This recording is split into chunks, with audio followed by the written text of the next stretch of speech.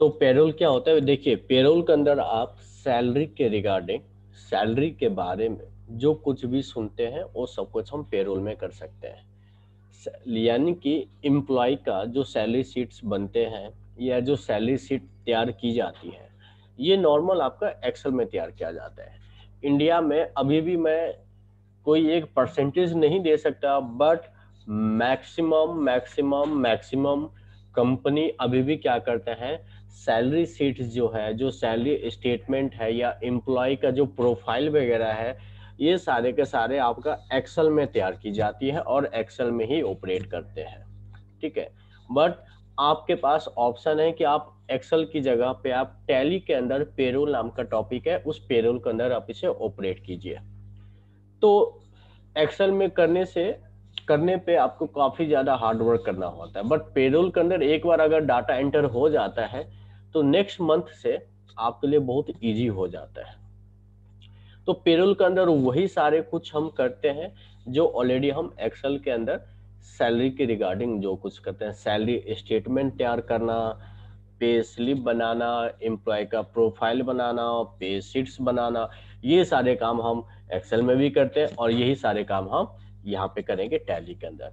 तो सैलरी के रिगार्डिंग जो कुछ भी हमें करना होता है वो हम पेरोल के अंदर करते हैं। तो चलिए देखते हैं, शुरू करते हैं। सबसे फर्स्ट स्टेप जो होगा आपका, सबसे फर्स्ट स्टेप जो होगा उसमें आप F11 प्रेस करेंगे।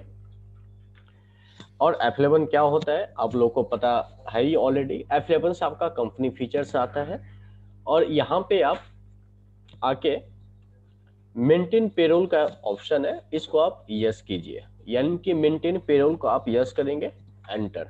फिर एनेबल पेरोल को भी आप यस कीजिए, एंटर कीजिए। फिर आपका पीएफ का इंफॉर्मेशन पूछ रहा है, यानी कि कंपनी कोड क्या है, कंपनी अकाउंट्स ग्रुप कोड क्या है, कंपनी सिक्योरिटी कोड क्या है। तो ये जो भी डिटेल्स है ये आप फिल कर दीजिए अगर आपके पास इंफॉर्मेशन है तो। अगर आपके पास इंफॉर्मेशन नहीं है तो आप इसे छोड़ दीजिए। और ये जरूरी भी नहीं है कि आपका कंपनी पीएफ में रजिस्टर ही है या ईएसआई में रजिस्टर ही है। अगर आपका कंपनी पीएफ में रजिस्टर नहीं है, ईएसआई में रजिस्टर नहीं है, तो फिर ये सारे डिटेल नहीं होंगे। तो अगर रजिस्टर्ड है तो ये सारे डिटेल आप डाल दीजिए और डाल के आप एंटर कर दीजिएगा। ठीक, अब आपका आता है पीएफ का वर्क करना कैसे हम करेंगे। तो सबसे फर्स्ट आपका यही था कि मैंने F11 गया और यहां से अपना फीचर्स ऑन कर दिया। क्या होता है पेरोल, पेरोल के अंदर हम एम्प्लॉय की सैलरी और जो एम्प्लॉयर है वो अपने एम्प्लॉय की सैलरी को रिकॉर्ड करने का काम करते हैं। तो देखिए इसे करने के लिए आप सबसे पहले क्या करेंगे, क्रिएट में आएंगे और यहाँ पे मैं क्या कर लेता हूँ, सबसे पहले यूनिट वर्क में आ जाता हूँ। यानी कि आपको यूनिट क्रिएट करना होगा। देखिए आप जो काम करते हैं या हम जो काम करते हैं उसे मेजरमेंट कैसे करते हैं, आवर्स के अकॉर्डिंग करते हैं कि आपने कितने घंटे काम किया। यानी कि 8 घंटे का आपका एक दिन माना जाता है कि आपने 8 घंटे का आपका वर्किंग आवर्स होते हैं। तो सबसे पहले मैं यूनिट में क्या करूंगा, आवर्स के नाम से यूनिट बना लूंगा। तो HR मैं लिख देता हूं, यहाँ पे 2 डाल दीजिए, एंटर। एक और मैं यूनिट क्रिएट करूंगा मिनट का, अगेन यहाँ पे आप 2 डाल दीजिए।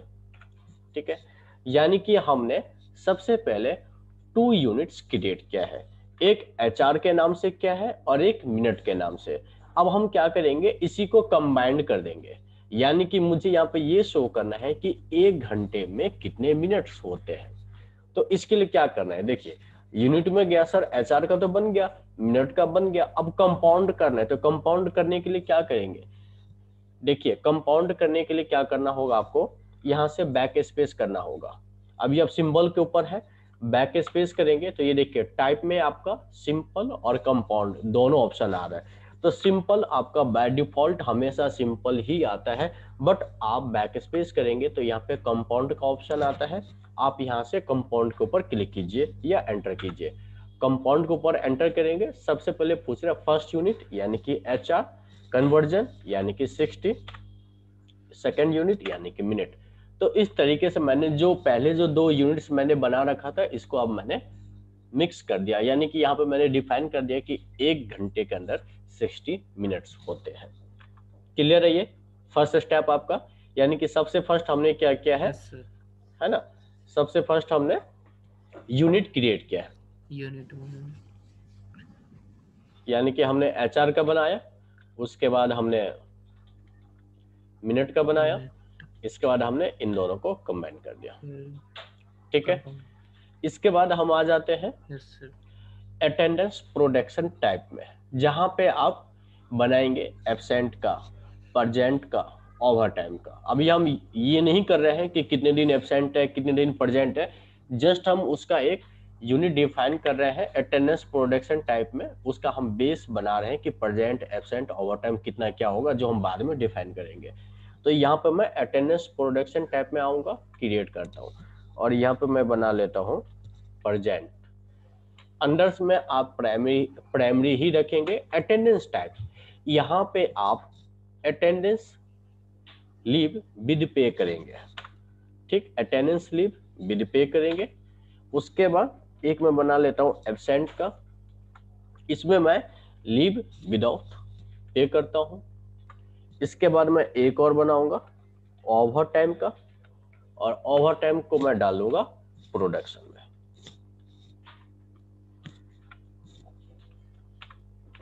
ठीक है, तो बेसिकली आपको यही यहाँ पे करना है।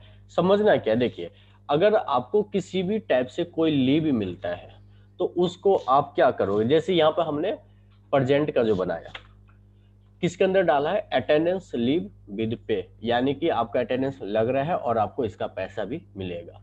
तो इस तरीके से आप ये समझिए कि यहाँ तो मैंने सिर्फ 3 दिया, प्रेजेंट, एब्सेंट और ओवर टाइम। अगर आपके कंपनी में कोई लीव है, किसी भी टाइप का कोई लीव है, अगर उस लीव का पैसा मिलता है आपको, तो उसके लिए आप क्या करेंगे? अटेंडेंस लीव विद पे। अगर उस लीव का पैसा नहीं मिलता है तो उसके लिए आप क्या करेंगे, जो मैंने एब्सेंट में किया था, लीव विदाउट पे। जैसे कि मैं यहाँ पे काम कर रहा हूँ, सपोज मैं यहाँ से 5 दिन के लिए छुट्टी पे जाता हूँ, तो मेरी लीव तो लग रही है बट मुझे इसका पैसा नहीं मिलेगा। तो जो भी कोई लीव है, अगर उसका पैसा मिल रहा है तो लीव विद पे में करेंगे, और अगर उसका पैसा नहीं मिल रहा है तो लीव विदाउट पे में करेंगे। तो ये 3 चीज समझ में आ गया। उसके बाद था आपका ओवर टाइम। तो ओवर टाइम आपका क्या है? वहीं पे मिलता है जहां पे प्रोडक्शन का काम होता है, जहां पे मैन्युफैक्चरिंग का काम होता है, यानी कि फैक्ट्री सब में। तो यानी कि अटेंडेंस टाइप में आप इसको यहाँ पे क्या करेंगे? प्रोडक्शन ही करेंगे। ये मैं आपको बाद में समझा दूंगा कि as user define calendar type क्या होता है।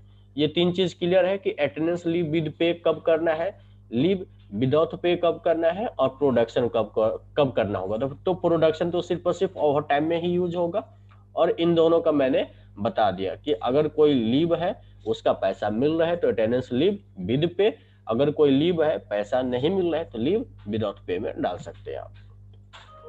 तो अभी तक हम पेरोल के अंदर 2 स्टेप किए हैं। फर्स्ट स्टेप हमारा था यूनिट, जहां पे हमने यूनिट क्रिएट किया था। उसके बाद हम अटेंडेंस प्रोडक्शन टाइप में जाके हमने बनाया एब्सेंट, प्रेजेंट और ओवर टाइम। इसके बाद हम आ जाते हैं थर्ड स्टेप की ओर, जहां पर हम एम्प्लॉय ग्रुप में आएंगे। और एम्प्लॉय ग्रुप में आप क्या कर सकते हैं कि आपके कंपनी की जो डिपार्टमेंट है ना, उसको आप यहाँ पे डिफाइन कर सकते हैं। देखिए कंपनी में कई सारे डिपार्टमेंट होते हैं, एडमिन डिपार्टमेंट होते हैं, सेल्स डिपार्टमेंट होते हैं, अकाउंट्स डिपार्टमेंट होते हैं, तो कई सारे डिपार्टमेंट होते हैं। तो इसमें सर डिपार्टमेंट बनाने का यहाँ पे पर्पस क्या है? देखिए डिपार्टमेंट बनाने का पर्पस ये है, जब आप सैलरी डिफाइन करोगे ना, तब आपके लिए ज्यादा कंफर्टेबल होगा। क्योंकि देखिए सपोज हम सारे अकाउंट्स डिपार्टमेंट में काम कर रहे हैं, तो हम लोगों की जो सैलरी होगी वो अप डाउन होंगे, यानी कि किसी का 25 तो किसी का 20 तो किसी का 15 होंगे, बट हम लोगों को सेम फैसिलिटी मिल रही होंगी। जो भी अलाउंसेज होंगे हम सबको एक जैसे ही मिलते होंगे। ऐसी सेल्स डिपार्टमेंट के पास होगा कि उनका जो फैसिलिटी है, उनके जो अलाउंसेज है, उनको एक जैसा ही मिलता होगा। इसीलिए हम यहाँ पे डिपार्टमेंट क्रिएट करते हैं, अदरवाइज इसका कोई काम नहीं है। तो हम एम्प्लॉय ग्रुप में आएंगे और यहाँ पे हम डिपार्टमेंट क्रिएट कर देंगे। जैसे कि मैंने यहाँ पे सेल्स डिपार्टमेंट डाल दिया, कुछ नहीं करना, एंटर एंटर करके छोड़ देना। इसी तरीके से अकाउंट्स डिपार्टमेंट आपको डाल देना है। ठीक, मैंने 2 डिपार्टमेंट यहाँ पे डाल दिया। तो ये क्लियर है कि अकाउंट्स डिपार्टमेंट कैसे बनाया, सेल्स डिपार्टमेंट कैसे बनाया और क्यों बनाया। 3 टॉपिक क्या अभी तक, सॉरी 3 स्टेप क्या है, यूनिट बनाने का काम अटेंडेंस प्रोडक्शन टाइप में गया है। इसके बाद हमने एम्प्लॉय ग्रुप में जाके डिपार्टमेंट क्रिएट कर लिया। अब आपका नेक्स्ट स्टेप आ जाता है एम्प्लॉय, यानी कि जितने भी वर्कर्स हैं, जितने भी एम्प्लॉय हैं, सबका नेम आप यहीं पे डालोगे एम्प्लॉय में आके। तो एम्प्लॉय में आएंगे और यहाँ पे जितने भी लोग काम कर रहे हैं सबका प्रोफाइल आपका यहीं से मेंटेन होता है, यहीं पे बनेगा। तो मैं लिख लेता हूँ रामा, ठीक। और अंडर्स में आपको यहाँ पे डिफाइन करना पड़ेगा कि ये किस डिपार्टमेंट का है। तो मैं इसको एज अकाउंट्स डिपार्टमेंट में कर देता हूँ। डेट ऑफ ज्वाइनिंग, जिस भी डेट को ज्वाइनिंग किया है वो डेट आप लिखिए यहाँ पे। डिफाइन सैलरी डिटेल्स आप यहाँ पे नो ही रखें। यहाँ पे आप ये सारे इंफॉर्मेशन फिल कर सकते हैं कि एम्प्लॉय का नंबर क्या है, डेजिग्नेशन क्या है, फंक्शन क्या है, लोकेशन क्या है, जेंडर क्या है, डीओबी क्या है, ब्लड ग्रुप, फादर्स या मदर्स नेम, सपोज नेम मतलब हस्बैंड है तो वाइफ का नाम, अगर वाइफ है तो हस्बैंड का नाम, एड्रेस वगैरह। तो इस तरीके से जो भी डिटेल्स यहाँ पे आपसे मांग रहा है ये डिटेल आप फिल कर दीजिए। मैं 5-6 एम्प्लॉय का नेम क्रिएट कर लेता हूँ। रामा, राम, इसको मैंने सेल्स डिपार्टमेंट में डाल देता हूँ। सिया, इसको मैं अकाउंट्स डिपार्टमेंट में डाल देता हूँ। एंड रिया, इसको मैं सेल्स में डाल देता हूँ। ठीक है, ये चीज यहाँ तक क्लियर हो गया। 4 चीज क्या है चेतन, क्लियर है ना। सबसे पहले हमने यूनिट्स बनाने का काम किया था, उसके बाद अटेंडेंस प्रोडक्शन का काम किया, उसके बाद एम्प्लॉय ग्रुप, देन एम्प्लॉय। अब आपका आ जाता है पे हेड जी। अब आपका आ जाता है पे हेड। सर अब हम क्या करेंगे, देखिए चारों में क्या क्या क्या ये समझ में आ गया ना कि हमने पहले यूनिट बनाया, फिर अटेंडेंस प्रोडक्शन टाइप में जाके absent, present, over time create किया, फिर एम्प्लॉय ग्रुप में जाके एम्प्लॉय का जो डिपार्टमेंट था वो हमने क्रिएट कर लिया, और एम्प्लॉय में जाकर जितने भी लोग काम कर रहे थे, जितने भी एम्प्लॉय था या है, इन सब का नाम मैंने यहाँ पे क्रिएट किया है। अब आपका आ जाता है पे हेड। पे हेड में बेसिकली आप क्या बनाओगे, यानी कि जो कंपनी प्रोवाइड करवाती है सैलरी, या सैलरी के साथ जो कुछ भी कंपनी दे रहे हैं वो सब कुछ आपका बनेगा पे हेड में। जैसे कि बेसिक सैलरी, और इसके साथ आपको जो कुछ भी अलाउंसेज मिलते हैं, जैसे कि डीए हो गया, टीए हो गया, एचआरए हो गया, पीएफ हो गया, ईएसआई हो गया, तो जो कुछ भी आपको मिल रहा है या कंपनी आपको प्रोवाइड करा रही है सैलरी के साथ, इस सब का हेड बनेगा जो आपका पे हेड में बनेगा। नाम ही है पे हेड, यानी कि एम्प्लॉयड जो आपको पे कर रहे हैं। तो मैं पे हेड में आऊंगा और यहाँ पे एक एक करके सारे के सारे मैं यहाँ पे क्या करूंगा, पे हेड को क्रिएट कर दूंगा। जैसे कि मैं यहाँ पे कर लेता हूँ बेसिक सैलरी। तो देखिए इसको हम डिफाइन कैसे करेंगे। नेम हो गया बेसिक सैलरी, पे हेड टैब में यहाँ पे आप अर्निंग फॉर एम्प्लॉय करेंगे। ठीक है, यानी कि ये जो बेसिक सैलरी है ये एम्प्लॉय के लिए क्या है, अर्निंग है या डिडक्शन है। तो बेसिक सैलरी हमें मिलते ही है, यानी कि एम्प्लॉय को मिलता है, तो इसको आप अर्निंग फॉर एम्प्लॉय में कर देंगे। उसके बाद इनकम टाइप आप इसको यहाँ पे वेरिएबल ही रखें, और इनकम टाइप सॉरी इसके बाद आपका आ जाता है अंडर्स। तो अंडर्स के लिए आप यहाँ पे इनडायरेक्ट एक्सपेंस करेंगे। फिर आप इन सबको छोड़ दीजिए, सिर्फ आपको यही 3 डिफाइन करना था, pay head type, earning for employ, income type variable, और अंडर्स में आप indirect expense. Enter enter enter enter. इसके बाद आपको कैलकुलेशन टाइप, यहां से फिर आपको शुरू हो जाना है। तो कैलकुलेशन टाइप में आप क्या रखोगे, देखिए जो बेसिक सैलरी है वो आपका अटेंडेंस के ऊपर बेस होता है। सपोज आपका सैलरी 20,000 है और आप 4 दिन नहीं जाते हैं, तो क्या आपको 20,000 मिल जाएगा, नहीं ना, 4 दिन का डिडक्ट होके मिलेगा ना। इसीलिए जो बेसिक सैलरी बनते हैं वो आपका अटेंडेंस के बेस के ऊपर होगा। तो यहाँ पे मैं कैलकुलेशन टाइप में ऑन अटेंडेंस डाल दूंगा। फिर पूछ रहा है अटेंडेंस लीव बिल पे, इसके लिए मैं प्रेजेंट, यानी कि जितने दिन आएंगे उतने ही दिन का मिलेगा। कैलकुलेशन पीरियड आपका बाय मंथ होगा। फिर basic of calculation period as per calendar period करना होगा।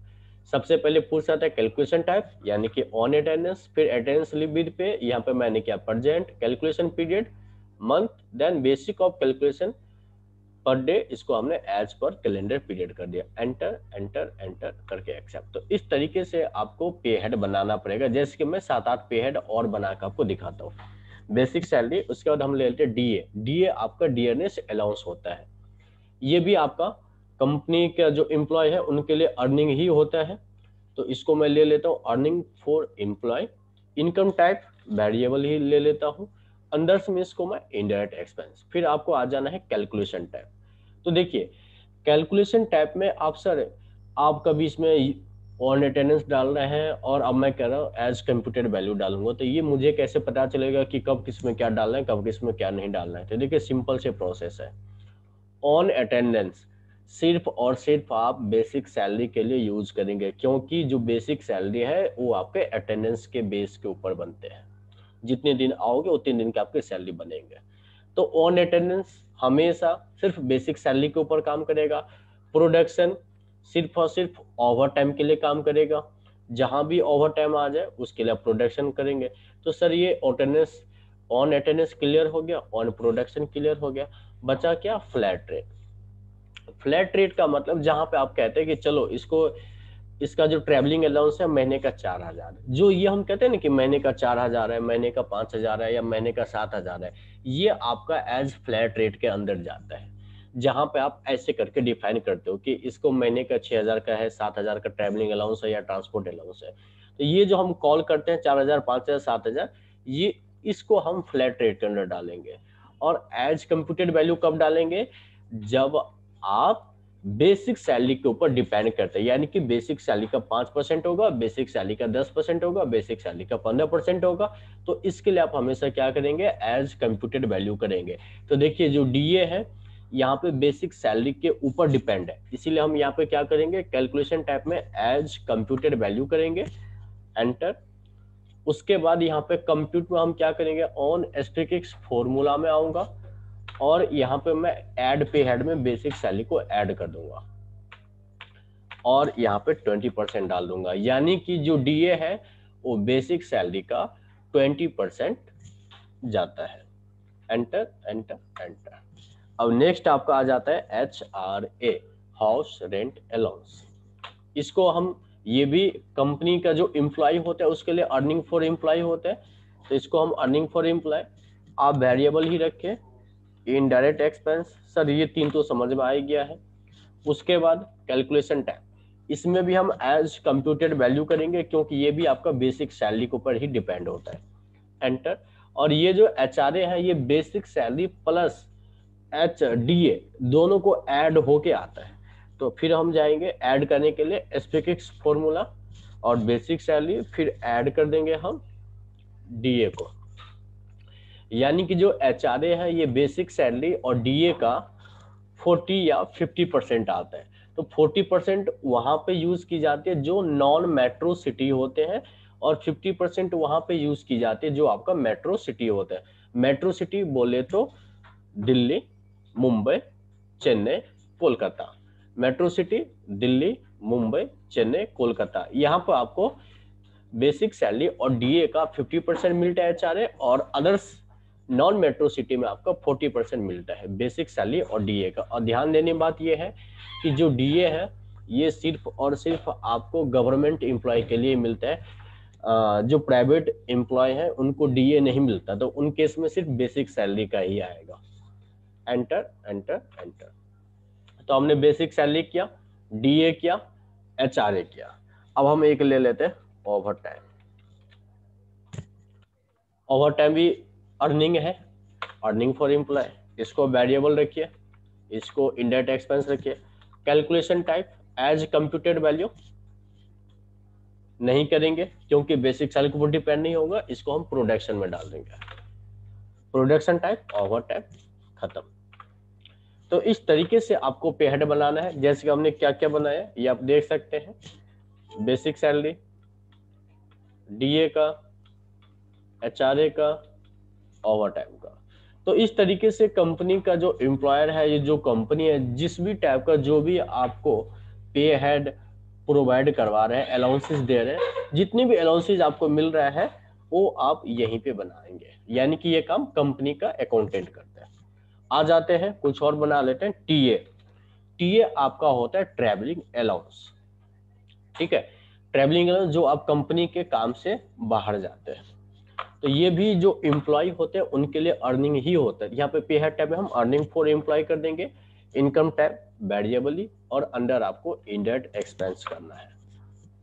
फिर आप आ जाएंगे कैलकुलेशन टैब। देखिए सर इसका भी यूज कर लिया, इसका भी यूज कर लिया, मतलब भी समझ में आ गया, इसका भी मतलब समझ में आ गया। अब मैं कर लेता हूँ फ्लैट रेट, यानी कि मैं कहता हूँ टीए, मतलब जो ट्रेवलिंग अलाउंस है, इसको मैं महीने का 4000 दे दूंगा, या जो भी देना है। तो इसको मैं मंथ्स कर देता हूँ। अब मैं एक और ले लेता हूं, ट्रांसपोर्ट अलाउंस। ठीक है, ट्रांसपोर्ट अलाउंस टीए लिखता तो ये डुप्लीकेट शो करता, क्योंकि एक टीए मैंने ऑलरेडी लिख रखा है। ये है आपका ट्रांसपोर्ट अलाउंस। ट्रांसपोर्ट अलाउंस यानी कि ऑफिस से घर और घर से ऑफिस का जो आपका अलाउंसेज होता है, जो आपको अपने कंपनी की तरफ से मिलते हैं, ये भी आपका अर्निंग होता है। वेरिएबल रखेंगे, इनडायरेक्ट एक्सपेंस, कैलकुलेशन टाइप, इसको आप फ्लैट रेट में डाल देंगे, इसको भी मैं मंथ में कर देता हूं। ठीक, अब मैं कर लेता हूं पीएफ। अब देखिए, क्या पीएफ एम्प्लॉय को मिलता है सैलरी में? बताओ मुझे। पीएफ नहीं मिलता है। पीएफ जो है वो एम्प्लॉय को नहीं मिलता है सैलरी में, ये आपका क्या होता है, सैलरी से डिडक्ट हो जाते हैं। तो यहाँ पे आपको इसका मतलब समझ में आ जाना चाहिए कि कब आपको अर्निंग करना है और कब आपको डिडक्शन करना है। तो देखिए, एम्प्लॉय के लिए जो कुछ भी अर्निंग है, इसके लिए आप पे है टैब में अर्निंग फॉर एम्प्लॉय डालेंगे, जो अभी तक मैं करते हुए आ रहा था। और जो आपका कंपनी के एम्प्लॉय के लिए सैलरी में से डिडक्ट होगा, उसके लिए आप एम्प्लॉयर स्टेशनरी डिडक्शन करेंगे। ठीक, तो ये लॉजिक आपको समझ में आ जाना चाहिए। तो ये पीएफ डिडक्ट होता है, इसलिए मैं इसको सिलेक्ट करूंगा, एम्प्लॉय स्टेशनरी डिडक्शन। फिर इसमें हम पीएफ अकाउंट नंबर डाल देंगे, अंडर करंट लायबिलिटीज हो जाएगा। ये भी आपका बेसिक सैलरी के ऊपर डिपेंड होता है।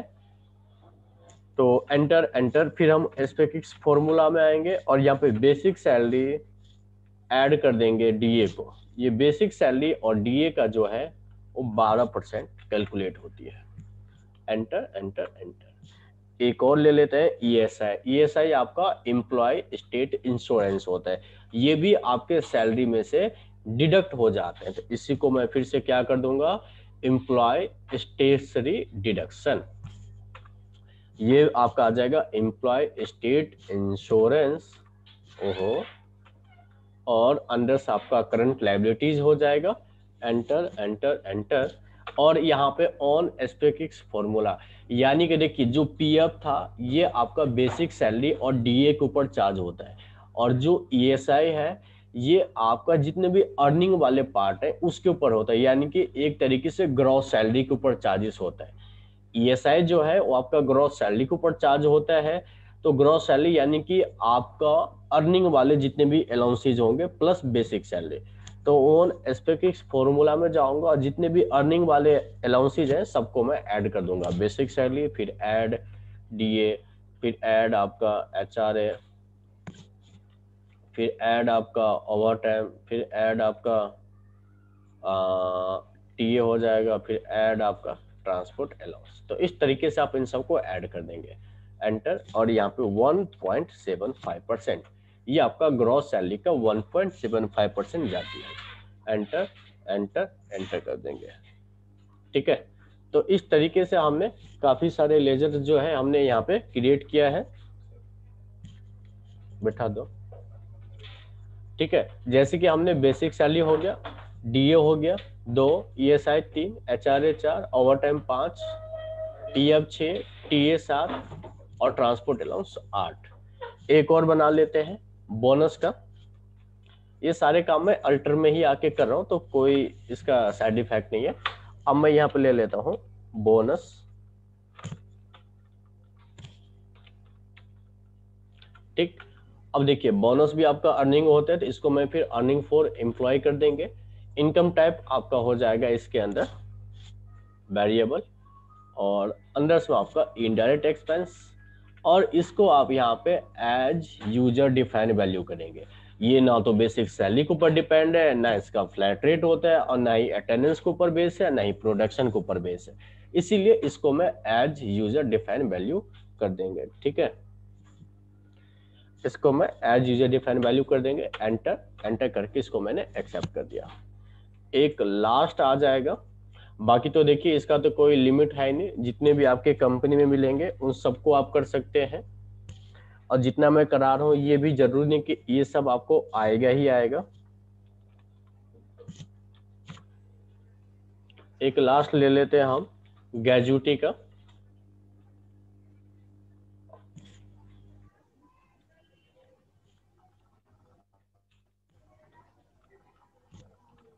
ग्रेजुटी जो है आपका,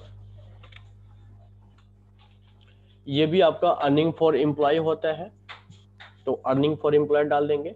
इनकम टाइप आपका वेरिएबल हो जाएगा, और अंडर आपका इनडायरेक्ट एक्सपेंस, देन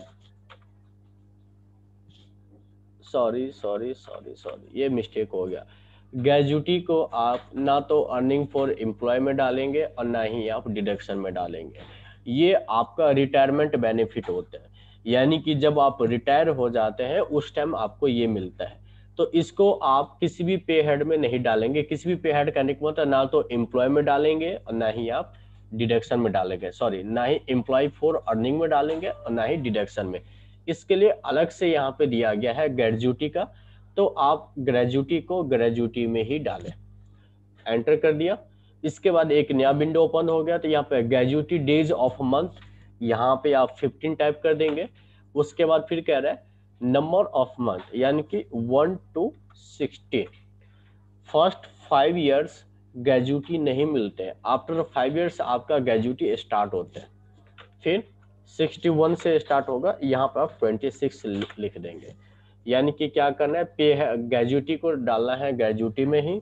एंटर करेंगे, न्यू विंडो ओपन होगा, डेज ऑफ मंथ 15 और यहाँ पे आप 26 कर देंगे।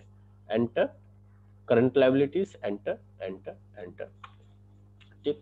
तो ये था हमारा पे हेड, जिसमें कंपनी के एम्प्लॉयर जो कुछ भी एम्प्लॉय को दे रहा है ये सब आपको यहाँ पे क्रिएट करना पड़ेगा।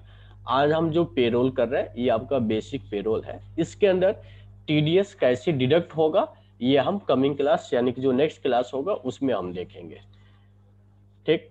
तो इतना अब तक का सिनेरियो समझ में आ गया ना, कि हमने यूनिट से यस शुरू किया था, अटेंडेंस प्रोडक्शन टाइप में जी आए, सर। फिर एम्प्लॉय ग्रुप में यस सर। आए, फिर एम्प्लॉय में आए, जी जी जी, अब हम पे हेड में आ गए। तो देखिए सर इतना कुछ करना पड़ेगा, तब भी आप ये कहते हैं कि सर एक्सेल से इजी है। तो देखिए एक्सेल में तो आप पर मंथ काम करेंगे करेंगे, और इसके अंदर क्या है कि आपने एक बार जो कर लिया, यानी कि अभी तक आपने जो कुछ भी किया है, यूनिट बनाने का काम हो या एम्प्लॉय ग्रुप का हो या एम्प्लॉय का अटेंडेंस प्रोडक्शन टाइप या पे हेड का, इतना काम सिर्फ एक ही बार करना होता है, फर्स्ट टाइम ही करना होता है। जब इतना काम कर देते हैं ना, तो अब वो सेव हो गया, यानी कि अब से आपको कभी ये काम को रिपीट नहीं करना है। जब एक बार कंपनी के अंदर डाटा फिल हो जाता है, तो अब से जो मैं कर रहा हूं, जो करूंगा, वो आपको पर मंथ करना होगा। 3 स्टेप और आपका रह गया, और ये जो है ये आपको पर मंथ करना होगा। बात समझ में आ गया कि अभी तक हमने जितना भी किया ये सिर्फ एक ही बार करना था, जो हो गया। अब जो करवाऊंगा ये आपका पर मंथ करना होगा। तो इसके लिए हम क्या करेंगे, सबसे पहले आपका ऑप्शन क्या आता है, सॉरी इसके बाद हम करेंगे डिफाइन सैलरी। तो देखिए जब आप क्रिएट में जाएंगे ना, तो यहाँ पे आपको डिफाइन सैलरी का ऑप्शन नहीं आता है, तो कंफ्यूज नहीं होना। इसके लिए फिर आप अल्टर में ही आ जाओ, इसलिए मैंने अल्टर में ही आके स्टार्ट कर दिया था। तो अल्टर में आपका डिफाइन सैलरी का ऑप्शन आ रहा है, यानी कि अब आप डिफाइन करोगे कि किस पर्सन की सैलरी कितनी है और किसको कितना अलाउंसेस मिल रहा है, जिसको आपने फ्लैट रेट में डाल रखा था। तो डिफाइन सैलरी पे आएंगे और यहाँ से आप सेलेक्ट कर लेंगे, जैसे कि मैं 2 को कर लेता हूँ, एक राम, और यहाँ पे इफेक्टिव फ्रॉम, यानी कि यहाँ पे आप डेट डालेंगे किस मंथ की सैलरी आप डिफाइन कर रहे हैं।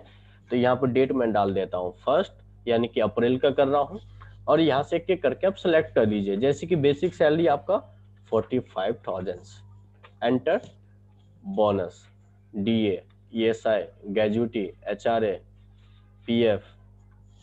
देखिए इन सब में से किसी में भी ऑप्शन नहीं आया कुछ भी टाइप करने का, क्योंकि ये सारे ऑटोमेटिक है कि बेसिक सैलरी के ऊपर डिपेंड है। अब ओवर टाइम पे करूंगा तो यहाँ पे टाइप करने का ऑप्शन आ रहा है, यहाँ पे आपको ये डिफाइन करना है कि 1 घंटे का रेट क्या होगा ओवर टाइम का। तो मैं कहता हूँ 1 घंटे का रेट है ओवर टाइम का 50, एंटर।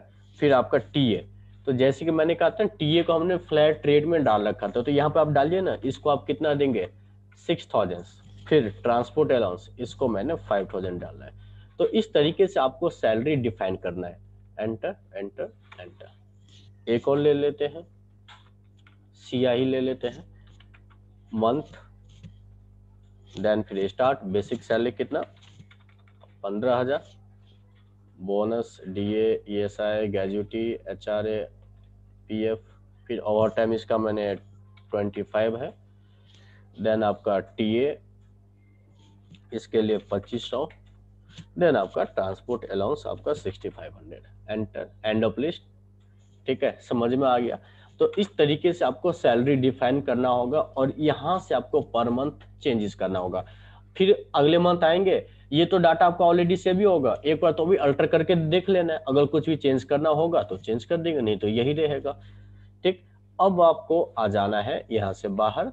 अब आ जाता हूँ मैं वॉचर्स में, यानी कि पूरा सिनेरियो आप लोगों को समझ में आ गया। अब तक मैंने सैलरी डिफाइन कर दिया कि किसकी सैलरी कितनी बन रही है। अब हमें सिर्फ दो चीज करना है। सर दो चीज में क्या करना है, एक तो आपको क्या करना है, अटेंडेंस लगानी। आपने अटेंडेंस नहीं लगाया, और सेकंड चीज आपको सैलरी कैलकुलेट करनी है।